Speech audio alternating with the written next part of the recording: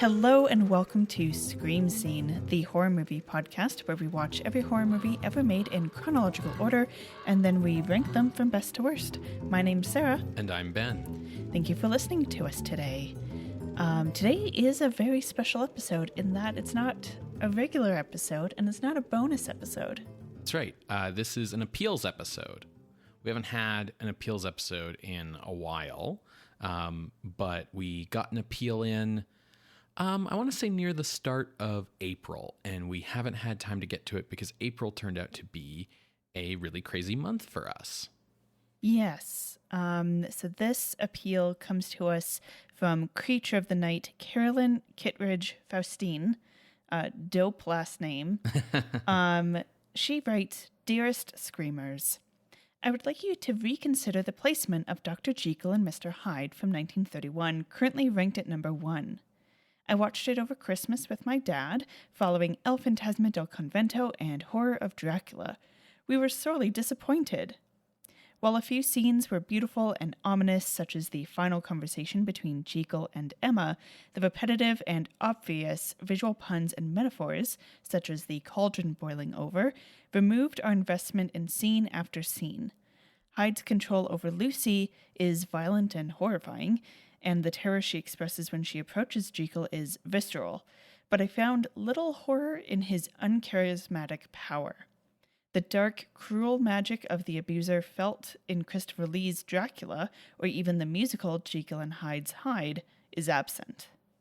I also question what the horror of Jekyll's transformation was meant to be. A regression to a baser human, shown through darkening of the skin, widening of the nose, and curling of the hair, seems unworthy of the top spot, and certainly not above Cat People or Gojira. Please reconsider Dr. Jekyll and Mr. Hyde, and its placement at number 1. So, absolutely, Carolyn, happy to do so. And yeah, that's a very detailed appeal, so that's great. Yeah, so this is a Come at the King situation because we've had Jekyll and Hyde at number 1 on the list for some time now. Yeah, the original episode is episode 27. Oof. So yeah, like 200 episodes ago. More than 200 episodes ago. And also, so it's 1931, so that's like nearly 30 years ago. Yeah. We're in 1958 currently on the podcast. And yeah, it has stayed very high. So I wasn't quite sure where to start, but I thought the easiest way would be to compare Jekyll and Hyde with Horror of Dracula, since Carolyn kind of refers to Horror of Dracula frequently throughout the appeal. Sure. First thoughts before we dive in? When talking about Horror of Dracula, Carolyn brings up like the idea that an abuser has like a dark charm, right? And, Christopher Lee is sexy, and Hyde with his like tusks and teeth and, simian appearance is not. He's like super gross. I can see her point with this, but I will say that the movie never presents Hyde as attractive. Mm-hmm. Like from the get-go, Ivy is never attracted to him. The movie's not trying to make that point. The movie's not trying to like engage with that idea. She's immediately repulsed and afraid of him, and it's his money. It's his money and his like force and volatile temper that sort of keep her hemmed in, right? Yeah, a little bit of a class aspect as well, though you could point to him having money to throw around. But I mean, when everyone first meets Hyde before they see his face, they think, oh, a gentleman, and then he shows his face and they're like, oh God. Yeah, the thing about Jekyll and Hyde is, like, Carolyn talks about the obvious visual metaphors. So yes, the visual metaphors are really obvious, because that's how the movie is getting its point across, with showing you like, oh yeah, he's a gentleman until you see his true face.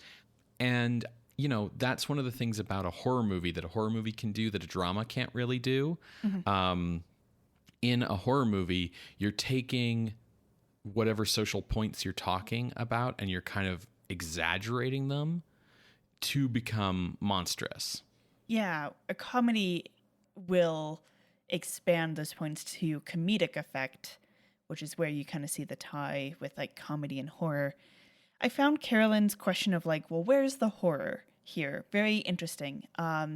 Because while I agree that the horror of JEKYLL's transformation into a like ape-like creature is, from a certain point of view, could be seen as very problematic in the sense of like, yes, he's becoming more simian, but then the racist caricature of like, well, darker skin and tying that to, say, African Americans, the way that the nose is shaped and all that.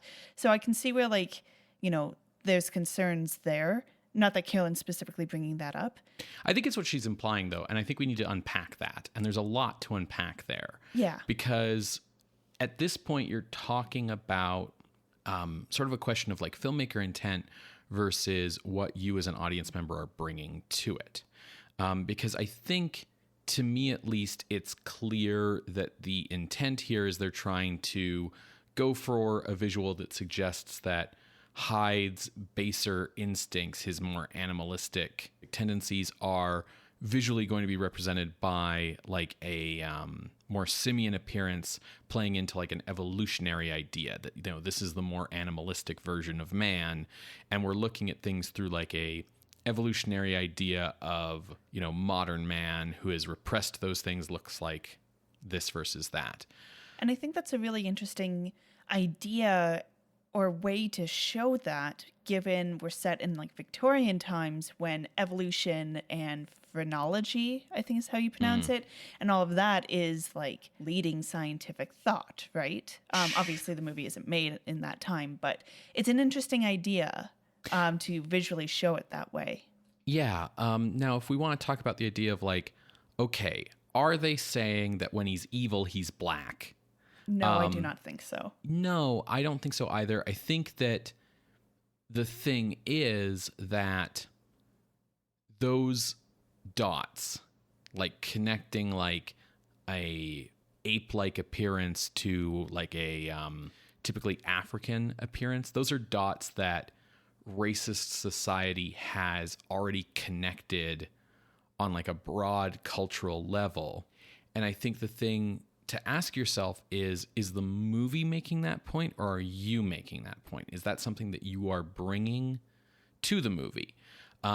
Certainly, there is an undercurrent in movies of this period of using monsters going after women as a code for a fear of black people going after your white women, right? Yeah, we saw that in a lot of 30s and 40s movies with the ape suits. Yes. And so, Carolyn's not wrong in contextually identifying that there is that connection being made in like monster movies of this time. It's arguably subtextual in King Kong, and it is completely textual in like Ingagi, right?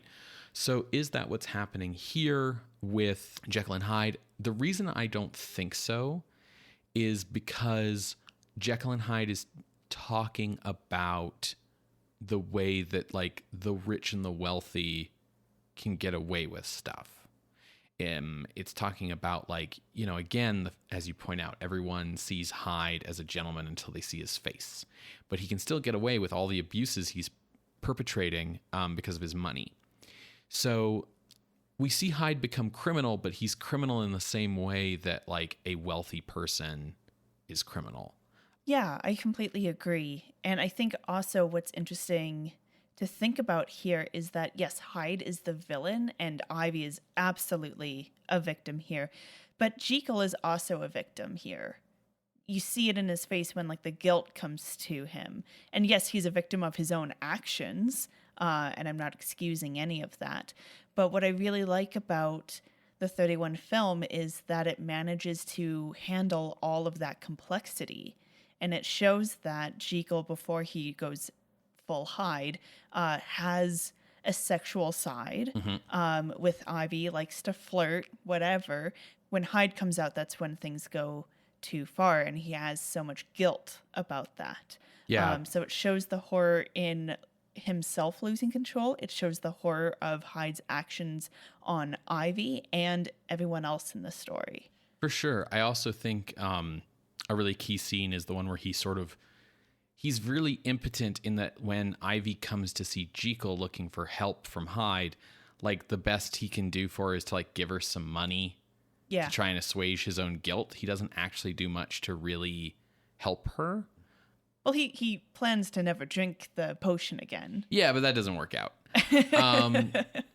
Yeah, I mean, I think Jekyll and Hyde is very much about things like abusive relationships, abuse of wealth and power, substance abuse, the dangers of like sexual repression, the kind of push-pull between the restrictions of society, your sort of basic human instincts, and finding ways to like positively express those instincts, whereas they might come out negatively if they are repressed.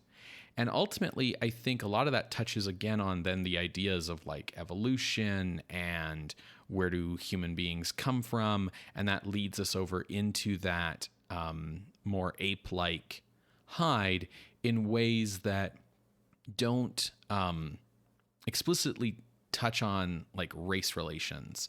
I don't think there's a big race relations like subtext in the film anywhere. But I don't deny that because those kinds of subtexts were being used in films of this time, that it's impossible to see that here. I don't think that's what the movie is doing purposely.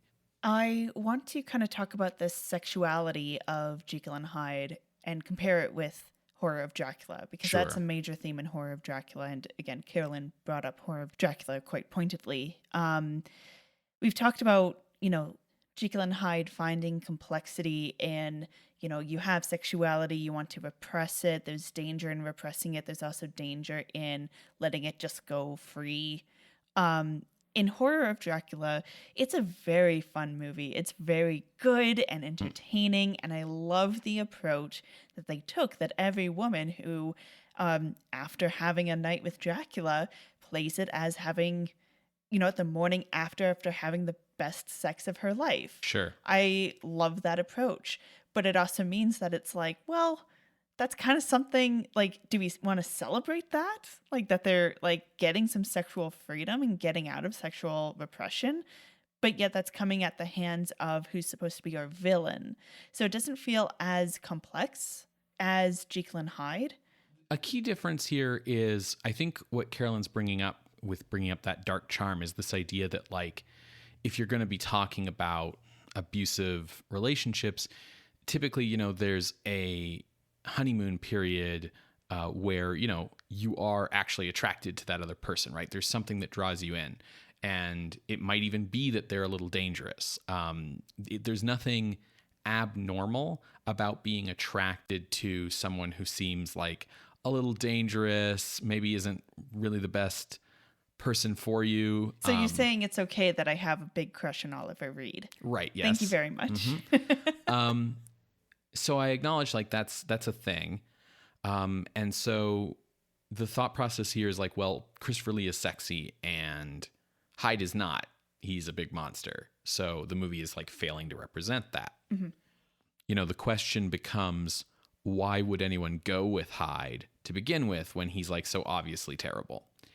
And so for that, I think you have to like back up to the idea that the movie is filled with obvious visual metaphors, which Carolyn also didn't like. But the movie's examining this idea of, abusers through allegory.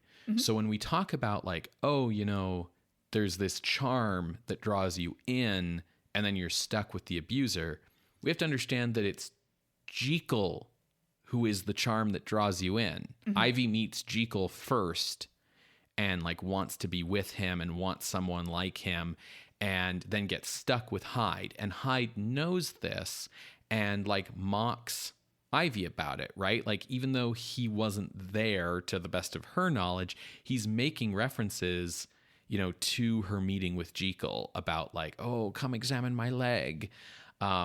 and stuff. And she's like, how could you know that? Right. When we talk about the idea of like a charm to the abuser, that's JEKYLL. We are seeing that honeymoon period versus fear kind of cycle in abuse, instead of being represented sort of by Christopher Lee seducing you and then the fangs come out. It's being represented by JEKYLL and what a nice guy he is, and then he's hiding Hyde, underneath, right? Yeah, and I also personally would not characterize Christopher Lee's Dracula as an abuser. He's a predator. Yes, that's the other thing. Yeah, like Christopher Lee's Horror of Dracula, like that movie's not talking about abusive relationships.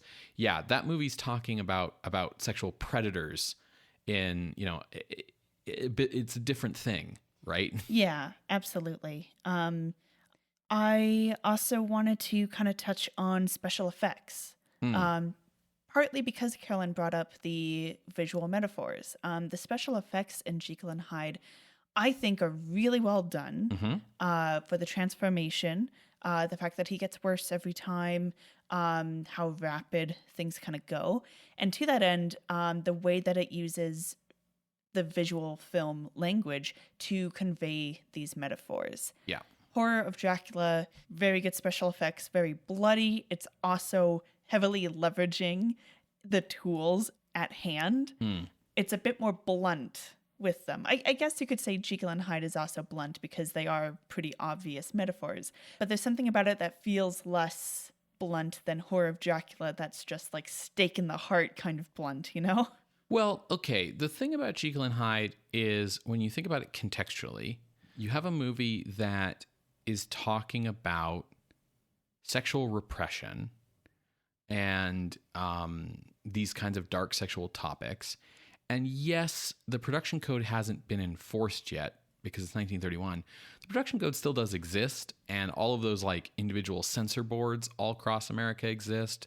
So, they get very close to coming right out and saying that the problem is that Jekyll wants to have sex with his fiance and can't, and is frustrated by the fact that his father-in-law to be keeps like wanting to push the wedding date, further and further back. But they can't quite get to it. They even have like Lanyon, for instance, sort of saying things like, well, it just isn't done, Jekyll. Those visual metaphors are there to help us get the point because we can't quite come out and say the point. Additionally, this is a very early sound film. So are the visual metaphors obvious? Yes. But in the context of film at the time, is it sort of necessary to be obvious with our metaphors? A little bit. Yeah. Right? If you were to remake that film today, you definitely wouldn't have the pot boiling over and things like that. But that's because, you can show and talk about so much more in a movie now. Yeah. Speaking about the pot boiling over, I personally really like that metaphor because, yes, it's boiling over because it's been, the lid's been stuck on it, but it's also boiling over and the liquid is putting out the fire underneath and literally killing itself because it will no longer be boiling. But part of why I really like the ending of Jekyll and Hyde is the fact that we're just stuck here looking over someone's body. They saw him turn into a monster, jump and attack, and then get shot. Now he's laying on the ground, and the movie ends with yes, the pot, but also his butler crying, and it's just very somber. Versus Horror of Dracula, where yes, it's still somber. We've still survived a pretty harrowing thing, but the breeding couple get together at the end. They pull her out of the grave. And Dracula is defeated, and it's kind of oh, here's the sunrise. Hope has been restored. Sure, yeah. I think, Jekyll and Hyde shows some of the unique things of the way we go through our movies by going through everything in chronological order and looking at things within the context of the time they were made and, how far are they pushing boundaries and what are they doing in the context of that time. Because that's very fair. 1931 is pretty far back. And Horror of Dracula is like the year we're in, 1958. So, the argument here from Carolyn has to do with the movie being a little bit too obvious. It has to do with like a notion about the Hyde makeup, racial caricatures that are sort of beneath what a film in the top 10 maybe should be going for. And then this idea that like they lost an opportunity to portray Hyde as charming in some way. And this made me think of the 1941 remake, where Hyde in that one is just kind of like Jekyll rather, with like wild eyes and crazy hair and sharp teeth. But like he's very similar. And, we debated a bit when we talked about the 41 Jekyll and Hyde about the makeup and the idea of like, what do we like better? Because the thing about the 41 Jekyll and Hyde is he looks more human, which means that you don't quite have that like cognitive dissonance that you do in the 31, where like people react to Hyde in the 31 version as like, oh God, he's hideous. But like you find yourself watching and thinking like, wouldn't you react way more strongly than that? Like he has like tusks and shit. Like he's a monster. Whereas the flip side of that coin is that where your cognitive dissonance comes from in the 41 version is, yes, he looks human, so it's more believable, but he also looks way too much just straight up like Jekyll, right? He just looks like a Jekyll who hasn't slept in a while and hasn't run a comb through his hair in a while. Yeah, because they also have to look like different people. Yes. Because it's like visually and literally trying to describe the way that someone becomes two-faced under substance abuse. So the other thing too is that I think Spencer Tracy played his Hyde with a bit more of that magnetism. I really like the way March plays Hyde as almost like a satire in a way. Like March's Hyde knows that he's hideous and knows that he cannot be attractive, but he performs being attractive and sexy, knowing that he isn't, because he knows it's going to squig her out even more. Like he's like, oh, my dear, come and embrace me, and like all this kind of stuff. And well, he's not performing like, oh, I'll be charming here or whatever. He's performing class.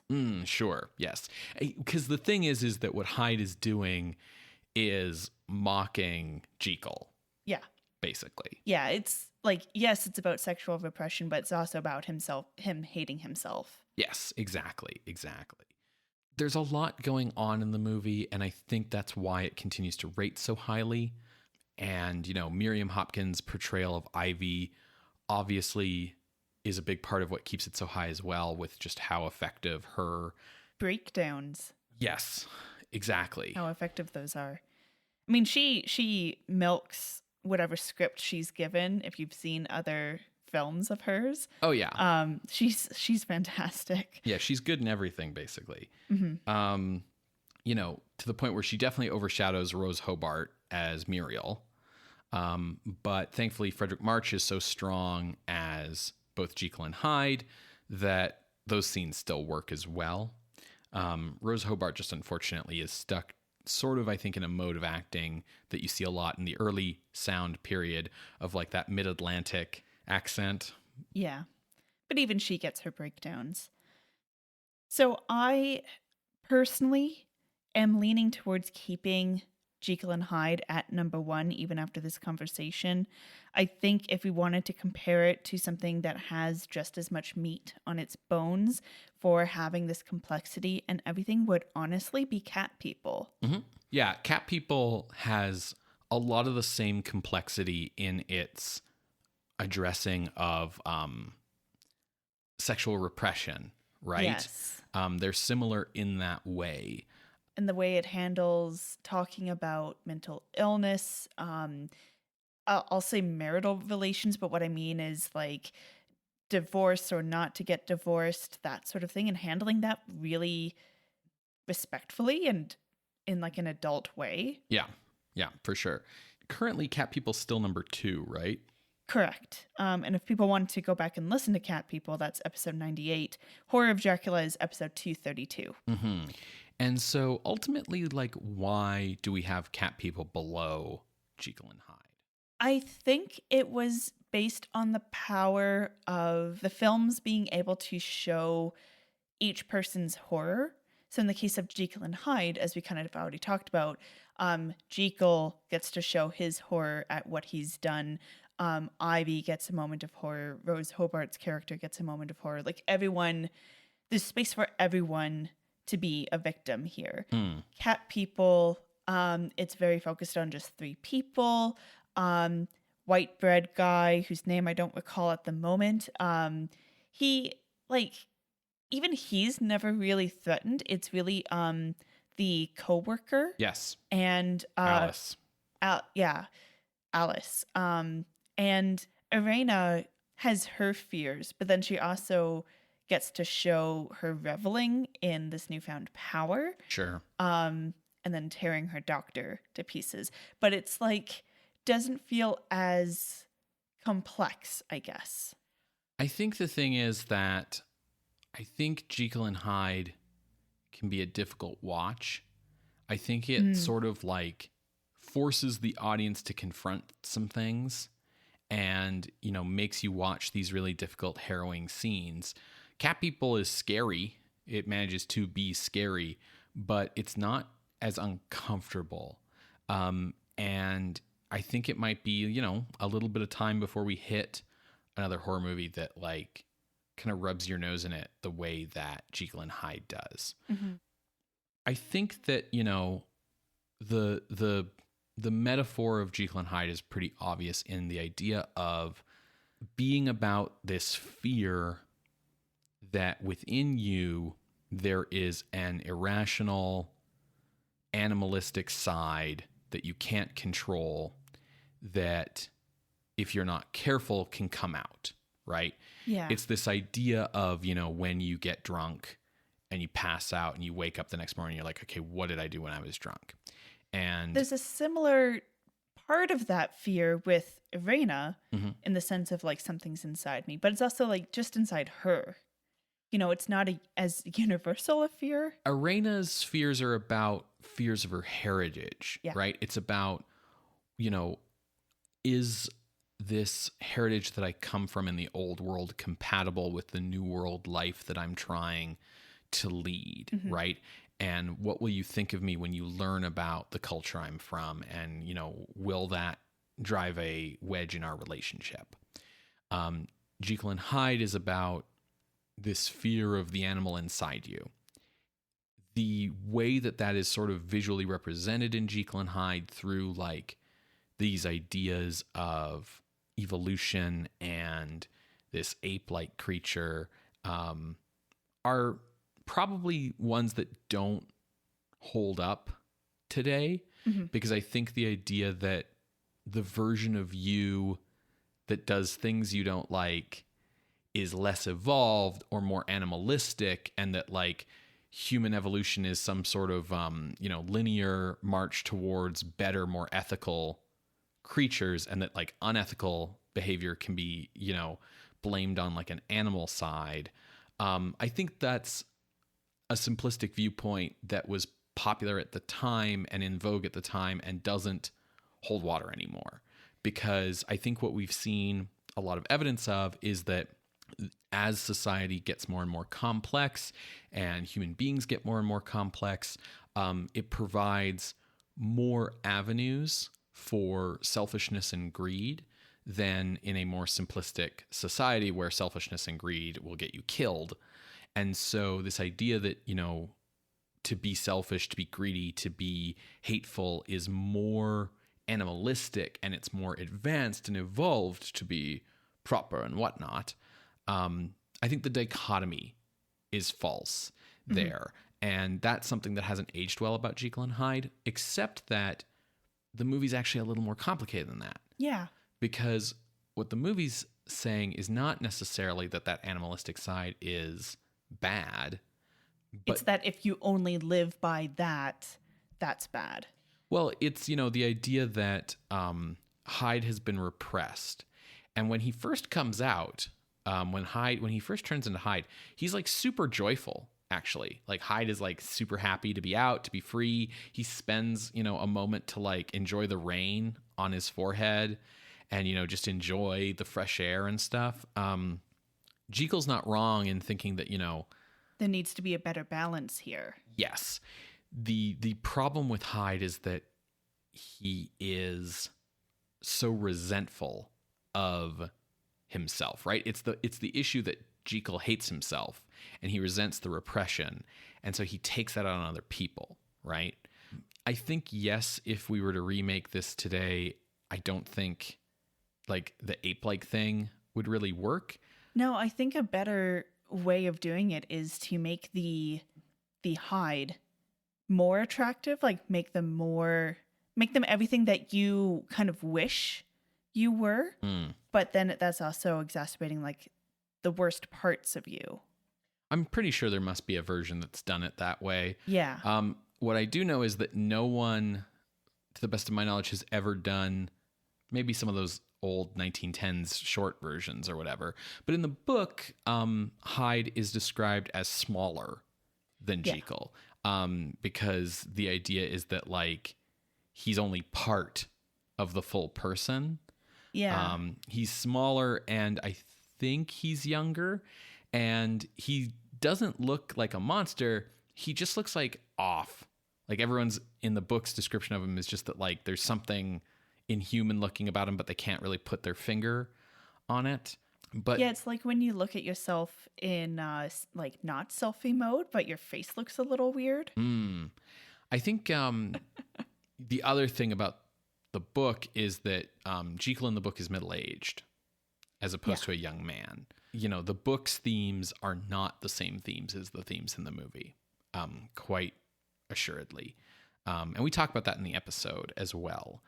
But all of this is to say, like, I think I'm comfortable with keeping Jekyll and Hyde at the number one spot. I appreciate the concerns and critiques that Carolyn brings up. And I think the important thing to acknowledge about them is that Jekyll and Hyde is not a perfect movie. It's not our goal for it to stay at number one forever. No, that would be so boring. Right. But also that, there are ambiguities and a lot of little things to take into account when we make our list. Like one of the things that comes up a lot is this is a list of best to worst horror movies and not necessarily best to worst movies. Like we're not necessarily judging how good they are as films. How good they are as films certainly comes into play. And Jekyll and Hyde has a ton of great cinematography and like cinematic tricks that make it a good film. But, ultimately it's how much of a horror film is it? Yeah, and I think you kind of hit the nail on the head about the way that it handles making you uncomfortable, because that's a goal of a lot of horror movies, even to come. Like, yes, we're in 1958, but I think making people uncomfortable is like a goal of like the Saw movies, right? It's not so much like you're supposed to be scared by the gore. You're supposed to be like grossed out. Carolyn, has brought up this idea that there's not a lot of horror because Hyde's so uncharismatic. And I think, the thing is that the movie's accomplishing something different than, say, your Christopher Lee Draculas or whatever.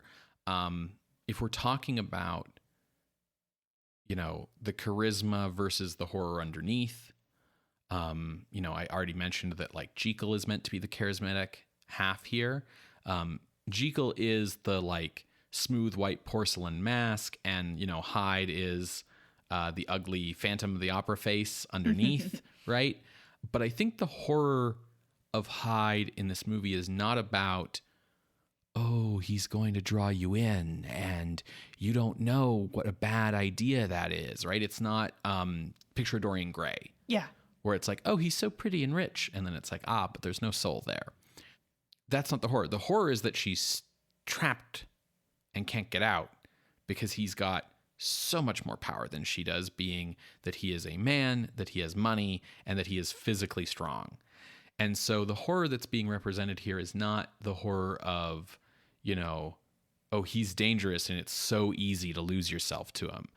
The horror here is we're already in the abusive relationship and we can't get out and there's nothing we can do. And our abuser is amused by that, is quite well aware of what he is doing and is having a grand old time doing it. Yeah, it's very cool how this movie handles showing structural inequities with Ivy being a sex worker, with Ivy being poor, yes, being a woman, but like the way that she is unable to get out of this relationship and Rose Hobart character is protected.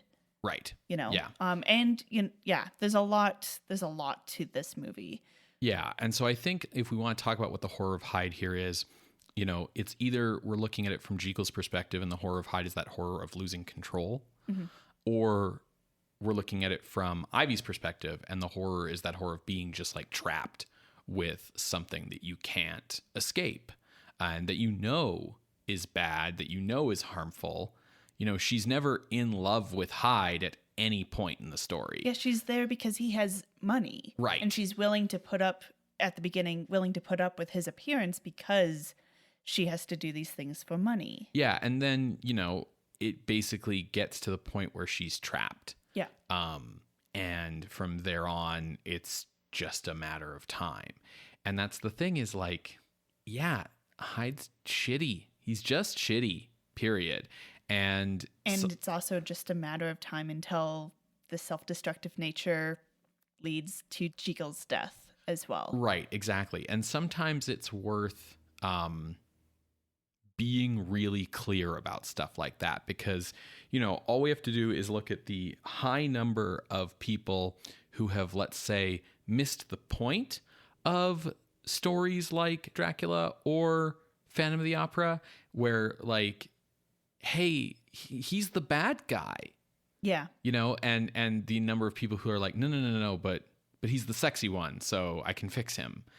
And so sometimes subtlety is for cowards, basically.